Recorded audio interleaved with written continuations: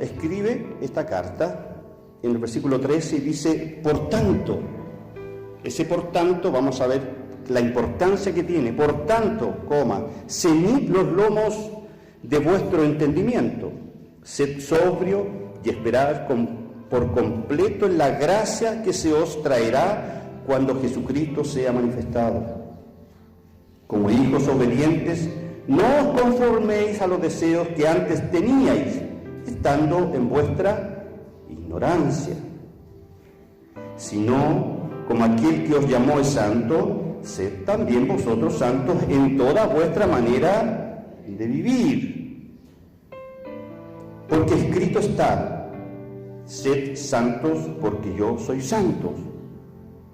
Y si invocáis por Padre a aquel que sin acepción de persona juzga según la obra de cada uno, conducíos, dice el apóstol, en temor todo el tiempo, no a ratos, todo el tiempo de vuestra peregrinación, sabiendo que fuisteis rescatados de vuestra vana manera de vivir, la cual recibisteis de vuestros padres, no con cosas corruptibles como oro o plata, sino con la sangre preciosa de Cristo, como de un cordero sin mancha y sin contaminación, ya destinado desde antes de la fundación del mundo, pero manifestado en los postreros tiempos por amor de vosotros, y mediante el cual creéis en Dios, quien le resucitó de los muertos y le ha dado gloria, para que vuestra fe y esperanza sean en Dios, habiendo purificado vuestras almas por la obediencia a la verdad, mediante el Espíritu, para el amor fraternal, no fingidos, amaos unos a otros entrañablemente de corazón puro. Tomen asiento. El título de este sermón está ahí en pantalla, ¿cierto? Y dice, es una pregunta: ¿cómo reflejamos la gracia transformadora de Cristo en nuestras vidas? ¿Cómo la reflejamos? ¿Cómo reflejamos la gracia transformadora de Cristo en nuestras vidas? Y vamos a ver la respuesta que el apóstol San Pedro nos da respecto a esta pregunta que surge cuando nosotros leemos estas escrituras.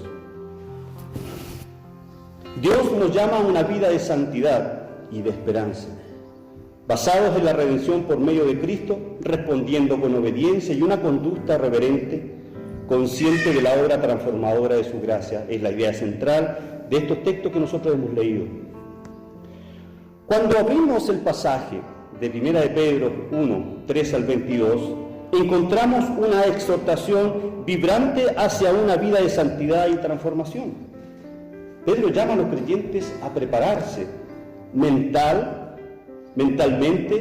y espiritualmente. ¿Escuchó bien? Mentalmente y mi vida piadosa con Dios. Son las dos cosas que apunta el apóstol San Pedro. A pensar en Cristo, en su gracia, en lo que Él hizo por nosotros, y también a tener una vida espiritual, una vida piadosa con Cristo, para vivir en santidad, dejando atrás su vida anterior y abrazando el llamado santo de Dios a nuestras vidas. Este llamado de Pedro resonó también poderosamente en el corazón de la Reforma Protestante, un movimiento que siglos después cambiaría la historia del cristianismo, enfatizando el retorno a las Escrituras. Las Escrituras estaban o podían ser solo leídas por los curas. De hecho, estaba en latín, y cuando el cura hacía la misa, nadie entendía nada. Las Escrituras por muchos siglos estuvieron ocultas al gentil, al pueblo. Y fue este monje, Lutero, y todos los que vinieron antes, y algunos antes también, que descubrieron esta palabra Y es el primer principio, la sola escritura o la sola escritura. La Reforma Protestante y las 5 solas. Un monje agustino llamado Martín Lutero clavó sus 95 tesis, como decía, un 31 de octubre del año 1517, hace 507 años atrás. Este desafío no solo se centró en las indulgencias, porque lo que le molestó lo que enfureció a Lutero fue que Juan Tesley andaba vendiendo indulgencia, el perdón. Mana Sandra, 100 lucas para el perdón. Hermano Sergio, tiene 200 lucas, le vendo el perdón por un año. Pastor Guillermo, tiene 1 millón de pesos, por un año Dios lo perdona. Así andaba Juan Taylor vendiendo el perdón, las indulgencias. Literalmente, el que tenía más plata se sentía libre porque estaba perdonado por Dios por 1 año, 2 años, meses. Ese era el trasfondo en que Lutero, indignado, clava hasta el 95 tesis ahí en la catedral de Wittenberg. Lutero y otros reformadores como Juan Calvino y Zwingli abogaron por un regreso a la pureza de la fe cristiana tal como está revelada en las Escrituras. Este movimiento surgió con 5 principios fundamentales conocidos como las 5 solas. Sola Escritura, 1 de Pedro 1:23, encontramos que la palabra viva y permanente de Dios es la que da vida eterna, recordándonos la importancia suprema de la Escritura en la vida cristiana. Solo gratia, solo gracia. 1 de Pedro 1:13, lo que leímos, nos enfatiza o nos exhorta a todos nosotros como creyentes a fijar su esperanza en la gracia. Sola fide, sola fe. Lutero afirmó que la justificación viene por la fe sola y no por obras, ¿cierto? Esto refleja en el llamado de Pedro a vivir con temor reverente. Y dice todo el tiempo, dice, con amor reverente, respeto a la fe, respeto a Cristo, respeto a su santidad. Nos dice 1 de Pedro 1:17. Solus Christus, solo Cristo. Pedro nos recuerda en 1:19, que también lo leímos, que fuimos redimidos, ¿por qué? Por la preciosa sangre de Cristo, el Cordero inmolado, sin mancha ni contaminación. Nuestra salvación depende completamente de Él, solo Cristo.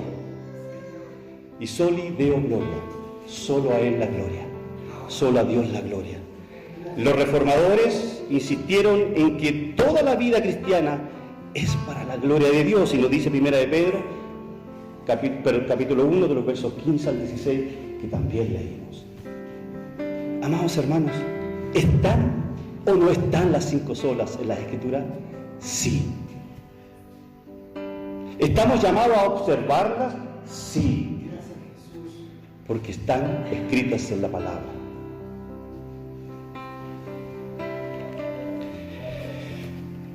¿Quién piense que los reformadores no cambiaron el mundo? No conocen primero las Escrituras y el legado de estos hombres usados por Dios para transformar una sociedad que estaba en la ignorancia absoluta del mensaje del Evangelio. Hermanos,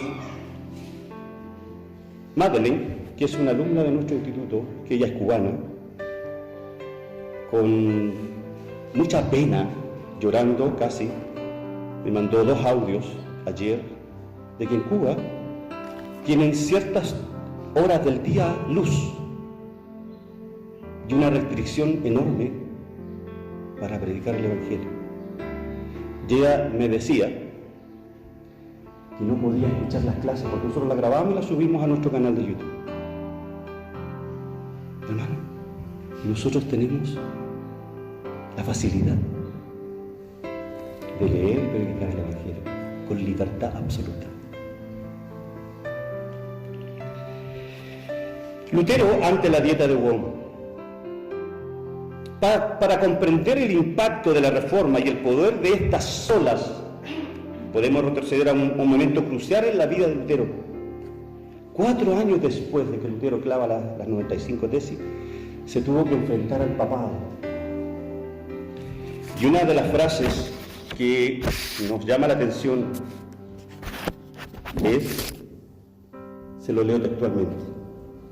Lutero dice ante la dieta de Worms, que eran puros curas, dice: a menos que se me convenza mediante el testimonio de las Escrituras y una clara razón, no me retractaré.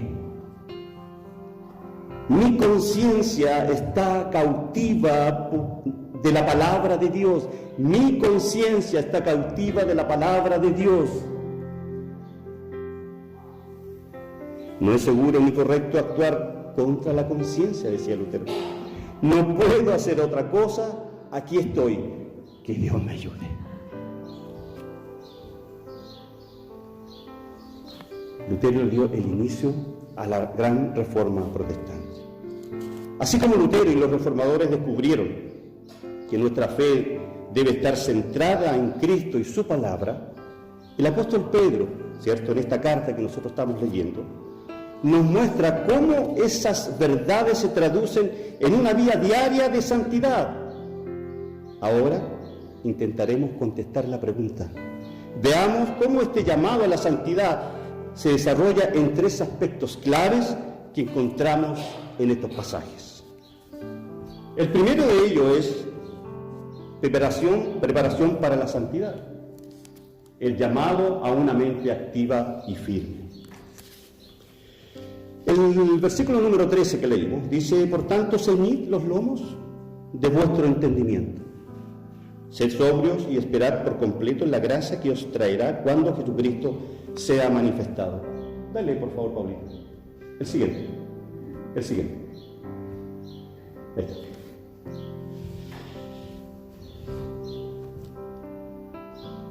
El apóstol Pedro dice: por tanto, ceñid los lomos de vuestro entendimiento. Sed sobrio y esperando por completo en la gracia que se os traerá cuando Jesucristo sea manifestado. Ceñir los lomos era ese ejercicio, era la vestimenta que usaban, ¿cierto?, los habitantes de aquel entonces. Se ceñían los lomos, se pasaban porque usaban túnicas, ¿saben ustedes? Usaban túnicas, se las amarraban, iban dispuestos a la batalla. Y el apóstol Pedro usa esta analogía. Y él dice: por tanto, ceñid los lomos de vuestro entendimiento. ¿Escucha bien, cierto? Prepare su entendimiento, sea sobrio y espere por completo en la gracia que se os traerá cuando Jesucristo sea manifestado. Pero el apóstol Pedro dice: por tanto. ¿Qué significa eso? Los primeros 12 versículos de esta primera carta tienen una trascendencia para el apóstol Pedro, por eso dice por tanto, es decir, por todo lo que hay anteriormente, ceñid los lomos. Entiendan lo que hay en los primeros 12 versículos, es lo que el apóstol San Pedro dice. Pedro comienza su carta dirigiéndose a los creyentes esparcidos por diversas regiones, destacando que han sido elegidos según la presencia de Dios. En el fondo, les habla de las bendiciones de la gracia, de las bendiciones de que Dios los escogió desde antes de la fundación del mundo. Pero también les dice que Él guardará, versículo número 5, dice, que sois guardados por el poder mediante la fe para alcanzar la salvación que está preparada para ser manifestada en el tiempo postrero. ¿Qué es lo que hace Dios por nosotros? Lea su Biblia, por favor. Versículo 5 de la primera carta. Que sois guardados por el poder de Dios. El contexto es la salvación. Que sois guardados. ¿Escuchó bien, cierto? Que sois guardados por el poder de Dios mediante la fe para alcanzar la salvación. ¿Quién nos guarda para la salvación? Dios. Dios es quien nos guarda. Dios es el que nos protege. Dios es el que nos guía, hermanos. Y así Pedro llega al versículo 13 y dice: ceñid los lomos de vuestro entendimiento. verbo ceñir y sed, ahí ceñir los lomos de vuestro entendimiento, sed sobrio, esos dos verbos, ceñir y sed, están en un modo imperativo y una voz activa. ¿Qué significa esto? Que es una orden. Usted debe hacerlo. Y la voz activa significa que es una acción que usted debe realizar. Entonces, usted debe ceñir los lomos y usted debe ser sobrio y esperar por completo en la gracia que se os traerá cuando Jesucristo sea manifestado. Nadie lo puede hacer por usted. Es usted que debe ceñir los lomos, prepararse para esta guerra que tenemos entre los deseos de la carne, los deseos del mundo, y vivir una vida apartada de santidad para Dios. Dios a usted lo dotó de la gracia, ¿cierto? Pero esta lucha que usted tiene todos los días, el apóstol San Pedro dice, ceñid los lomos de vuestro entendimiento. Está hablando del intelecto. Está hablando que usted tiene que dejar entrar en su mente principios bíblicos que le permitan resistir la tentación. Sed sobrios.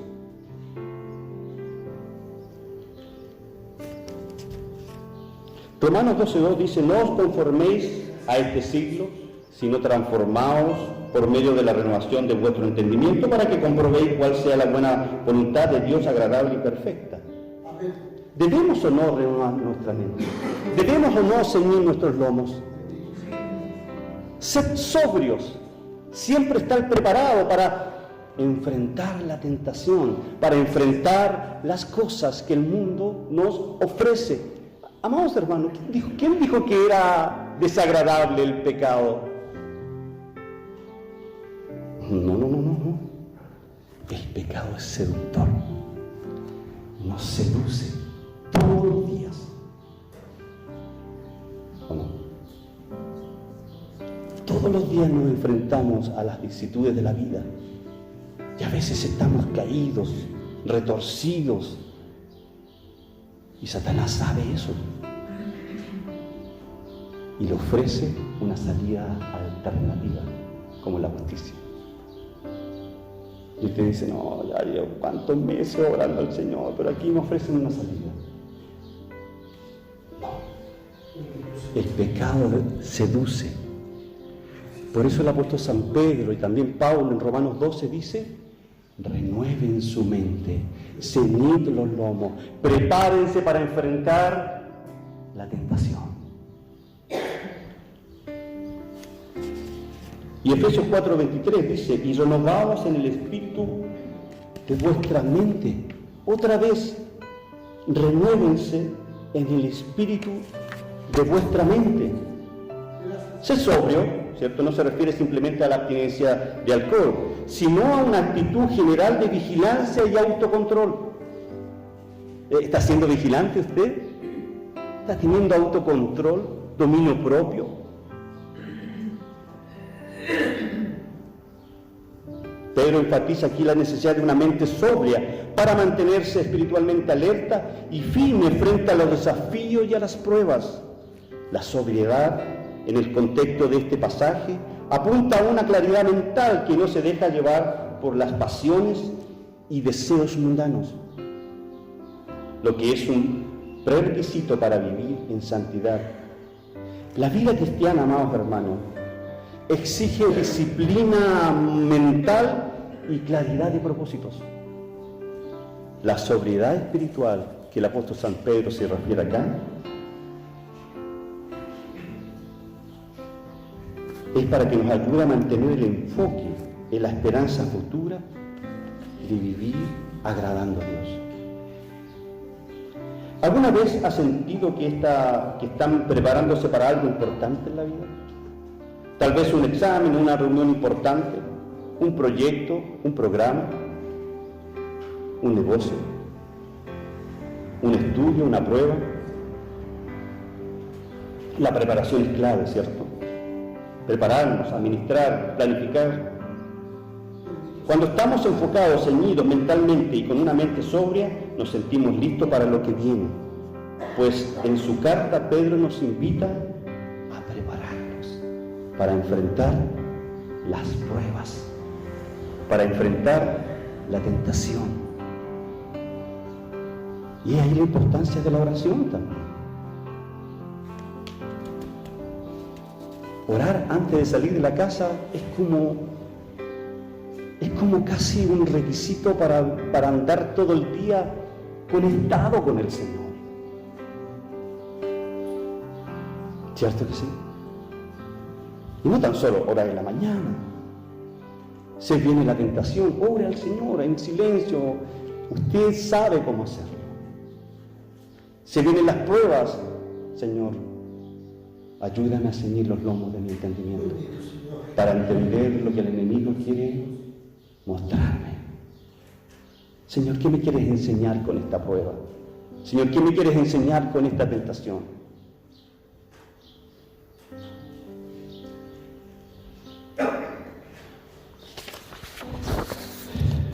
Pedro nos llama a vivir sobrios, con claridad de mente y corazón, sin que las distracciones del mundo nos aparten de lo que realmente importa. Pero también nos recuerda que no vivimos en esta tierra simplemente con la vista puesta en lo que nos rodea, sino con la mirada fija en el futuro. Pedro no tan solo nos dice que pensemos lo que nos está sucediendo, que miremos nuestro entorno. ¿Quién se acerca sigilosamente a saludarme? ¿Quién nos ofrece algo que puede generar que pequemos frente a Dios? Sino que también pongamos la mirada en el futuro. Esa también es la intención de Pedro. Entonces, ¿cómo estamos preparando nuestra vida para lo que realmente importa? Este pasaje que acabamos de exhortar nos invita a dejar de lado las preocupaciones pasajeras, las distracciones que nos apartan de Dios y a vivir en una esperanza fija en su gracia. Y esto ya nos lleva a nuestro segundo encabezado de esta mañana. El llamado a una vida de santidad. Primero, Pedro nos dijo que debíamos ceñir nuestros lomos y prepararnos, ¿cierto? Y ahora, Pedro nos dice en estos 3 versículos que nos hace un llamado urgente, hermanos, a vivir una vida de santidad. Como hijos obedientes, no conforméis a los deseos que antes teníais, estando en vuestra ignorancia, sino como aquel que os llamó es santo, así también vosotros, santo en toda vuestra manera de vivir. En algunas cosas, ¿no? En toda vuestra manera de vivir, inclusive la intimidad del hogar, inclusive la intimidad del matrimonio, debemos ser santos. Como hijos obedientes. Pedro comienza esta sección con una identificación clara. Los creyentes son hijos de Dios. Y qué novedad, ¿cierto? Eso lo sabemos. Pero Pedro dice que somos hijos de Dios, ¿cierto? El apóstol San Pedro apunta a una relación, una intimidad del hijo con el Padre. Usted como hijo tiene una intimidad con su Padre. Y lo hacemos siempre en el nombre de Cristo. La obediencia es la marca distintiva de estos hijos. La palabra griega obedientes implica un tipo de sumisión activa y voluntaria a la autoridad de Dios. Como hijos obedientes, es una condición activa, es un imperativo. Usted activamente debe estar obedeciendo a Dios, permanentemente en cada segundo del día. Usted debe ser obediente a Dios. Pero hermano, ¿cómo soy obediente a Dios? Lea las Escrituras, estudie las Escrituras. Las Escrituras le dicen lo que usted debe hacer. Ya esa escritura, cuando se predica aquí, cuando se enseña, usted debe ser obediente.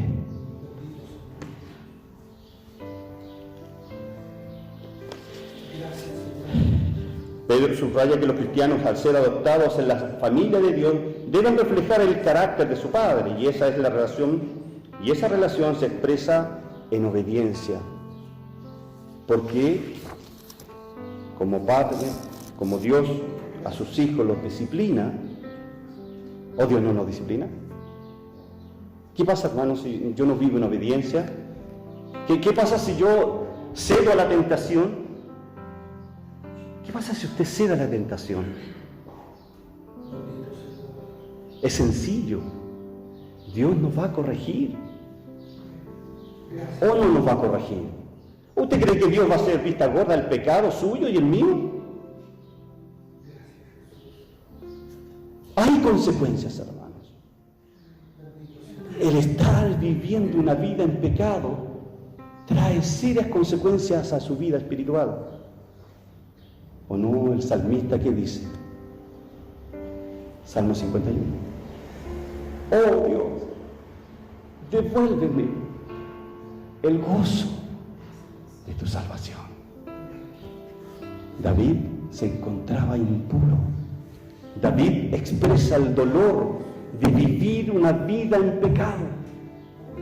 Y el apóstol San Pedro nos llama a vivir una vida de santidad. Porque es un imperativo que cada uno de nosotros entendamos que somos hijos de Dios y somos embajadores de su reino. ¿Y usted quiere ser un embajador que dignifique, que honre a su rey? Yo creo que sí, ¿cierto? ¿Usted quiere ser un embajador que dignifique, que honre a su rey? Sí, pues.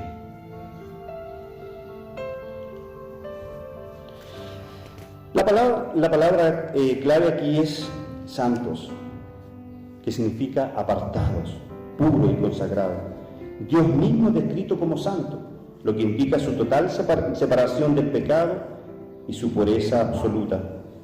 Pedro, el apóstol San Pedro, en estos 3 versículos, enfatiza que la santidad del creyente debe reflejar la santidad de Dios, que no se limita a ciertas áreas de la vida, sino que debe impregnar toda vuestra manera de vivir.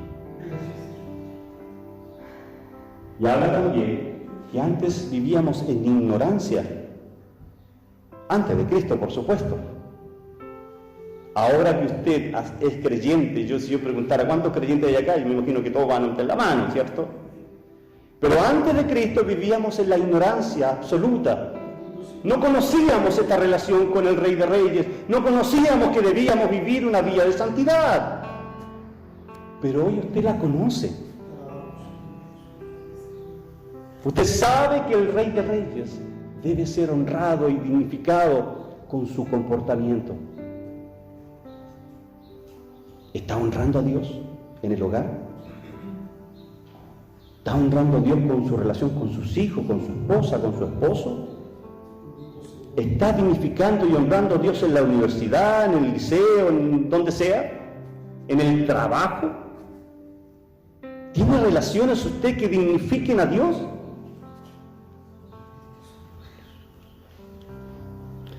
Sino como aquel que os llamó santos, sed también vosotros santos en toda vuestra manera de vivir, en toda, hermano.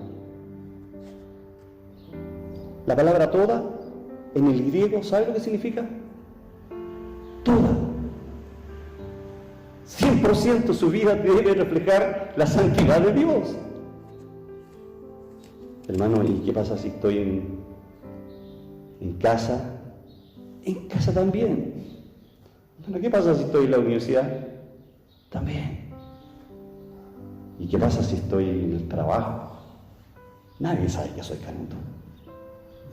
También debe reflejar una vida que honre a Dios. Recuerde que somos hijos de Dios. El apóstol San Pedro dice, como hijos de Dios, obedientes.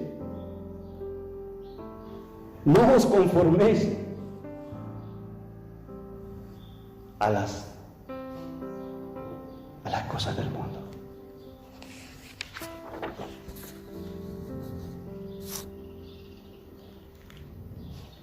Queridos hermanos y hermanas en Cristo, todos sabemos que la vida está llena de desafíos, distracciones y tentaciones que nos apartan del camino, de ese camino que Dios quiere que nosotros caminemos. Las tentaciones, las distracciones, el mundo nos aparta del camino en que Dios nos ha trazado. Y si usted se aparta de ese camino, usted vuelve igual, pero con dolor, porque Dios nos va a corregir. Téngalo por seguro que Dios nos va a corregir.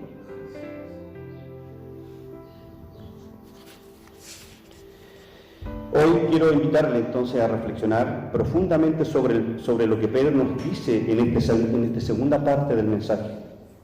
Somos hijos de Dios y como hijos se espera de nosotros una vida que refleje el carácter de nuestro Padre. ¿Está reflejando usted el carácter de su Padre? Una pregunta que usted tiene que contestar. Pedro nos hace un llamado directo: no conforméis a los deseos que antes teníais. No os conforméis a los deseos que antes teníamos en nuestra pasada manera de vivir antes de Cristo.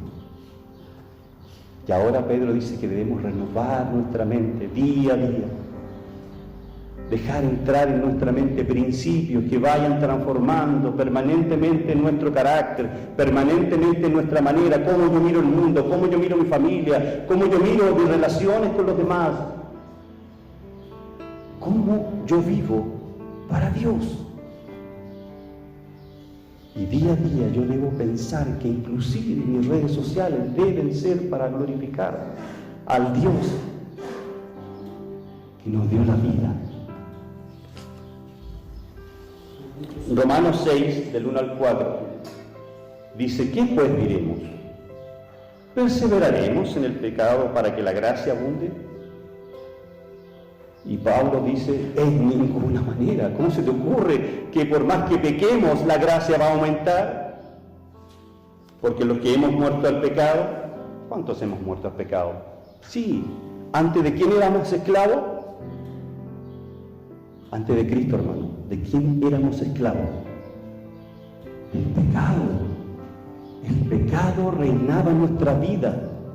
24/7 pecábamos, inclusive con nuestra mente. Nos sentábamos, pecábamos, nos parábamos, pecábamos, respirábamos, pecábamos, dejábamos de respirar y estábamos pecando. Pero Cristo nos libertó de la esclavitud del pecado. Porque lo que hemos muerto al pecado, ¿cómo viviremos aún en él? Dice Pablo. ¿O no sabéis que todos los que hemos sido bautizados en Cristo Jesús, hemos sido bautizados en su muerte? Es decir, la muerte de Cristo, hermanos amados. Usted, cuando se entregó al Señor, se fue a la cruz también.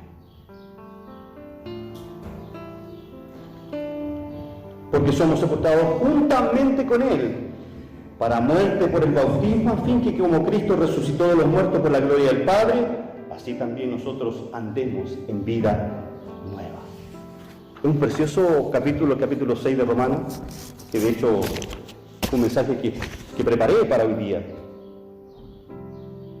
Pero el Señor tiene cosas misteriosas y yo no sé por qué el día miércoles se me presenta este pasaje y tuve que obedecer la voz del Espíritu. El mensaje estaba listo, Romanos capítulo 6. Romanos 6 del 1 al 4, y viene Pedro, esta segunda parte, 14 al 16, coinciden en que el creyente ya no puede vivir como antes, sumido en el pecado. Ambos apóstoles, Pablo y Pedro, señalan que la nueva vida, que la nueva identidad en Cristo requiere una transformación evidente. Romanos 6 habla de andar en vida nueva tras haber muerto al pecado. Y Pedro nos insta como creyentes a no conformarnos a los antiguos deseos, llamándonos a una vida de santidad. ¿Queremos avivamiento, hermanos? Hoy día había que orar por avivamiento, ¿cierto, pastor? Bueno, pero el avivamiento no viene por orar, hermanos. No viene solo con orar. Es re importante orar, porque en esa comunión con Dios, Dios me revela qué es lo malo que estoy haciendo. Y Dios me insta a través del Espíritu Santo a apartarme de lo malo que estoy haciendo. Pero para tener un avivamiento, hermanos, debemos apartar los ídolos, tener comunión con Dios, abrir mi palabra, llorar. ¿Se acuerdan del mensaje anterior que prediqué? Bueno, yo me acuerdo. Tener comunión con Dios, apartarnos de los ídolos, sacar los ídolos de nuestra vida, estudiar su palabra. ¿Qué es lo que hizo Josías?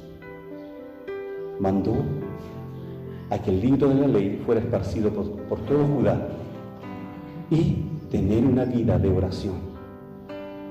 Esas 4 cosas van a traernos avivamiento. Y esto ya nos lleva a nuestro tercer encabezado: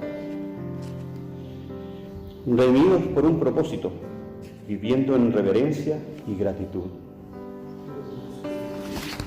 Pedro comienza recordándonos a todos nosotros que aunque Dios es su Padre, también es el juez imparcial de todos. Este versículo resalta su responsabilidad y mi responsabilidad de cristianos, de vivir en santidad durante su peregrinación. Y si por cada aquel que sin acepción de personas juzga según las obras de cada uno, conducidos en temor todo el tiempo. Conducirnos en temor todo el tiempo.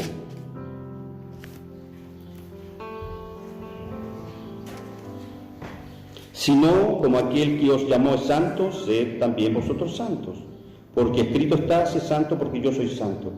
Y si invocáis por Padre aquel que sin acepción de personas, según juzga las obras de cada uno, esto es lo importante: conduciros, un verbo imperativo, voz activa. Imperativo, usted lo debe hacer, y voz activa, usted debe impulsar sus actitudes, su mente, a vivir como hijos entrañables.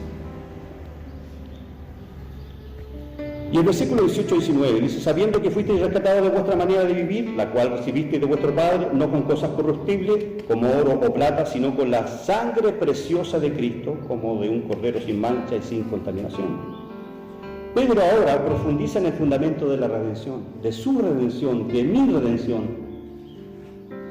Los creyentes han sido rescatados no por cosas terrenales y perecederas, como oro o plata, sino por algo infinitamente más valioso: la sangre de Cristo. La sangre de Cristo nos ha permitido la redención y la expiación. No voy a entrar en esa explicación. También la sangre de Cristo nos ha permitido la reconciliación con Dios. Romanos capítulo 5 nos habla de la justificación por la fe. Y dice que antes éramos hijos de ira, dice Efesios. Pero Pablo dice que nos hizo amigos de Dios. La sangre de Cristo nos redimió, nos expió y nos hizo y nos reconcilió con Dios.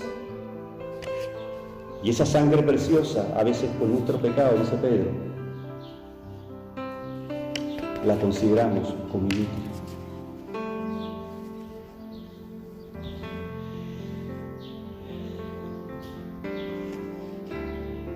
Y el último versículo, el versículo 20 que voy a comentar: ya destinados desde antes de la fundación del mundo, pero manifestados en los postreros tiempos por amor de vosotros.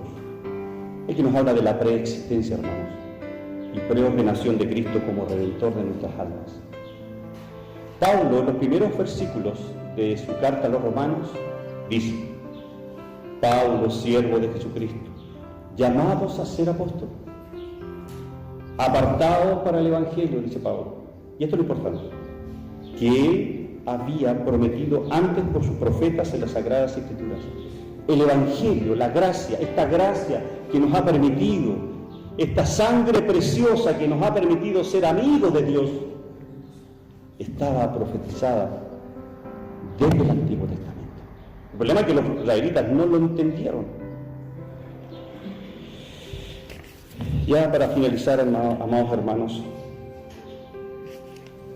¿estamos viviendo como hijos obedientes, reflejando el carácter de nuestro Dios, o nos estamos conformando a los deseos del pasado?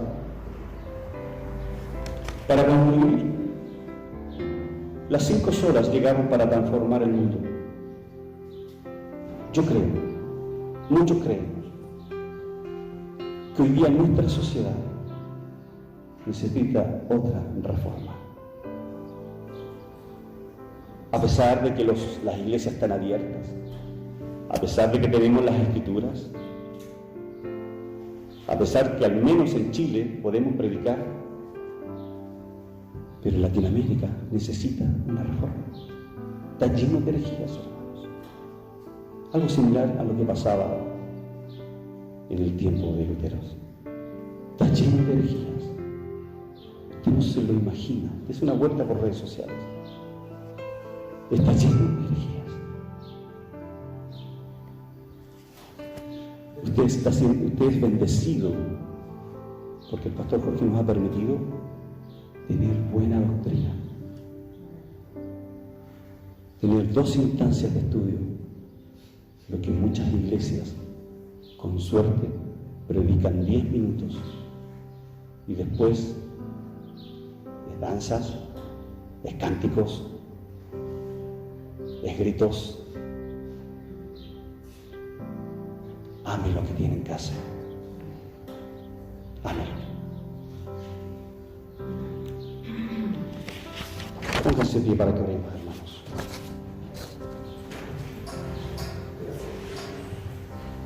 Señor, Dios nuestro, nos acercamos a usted con corazones humildes, llenos de gratitud, reconociendo su inmensa gracia y amor que nos ha alcanzado. Te alabamos por el sacrificio de tu Hijo, que nos redimió con su sangre preciosa y nos ha dado nueva vida.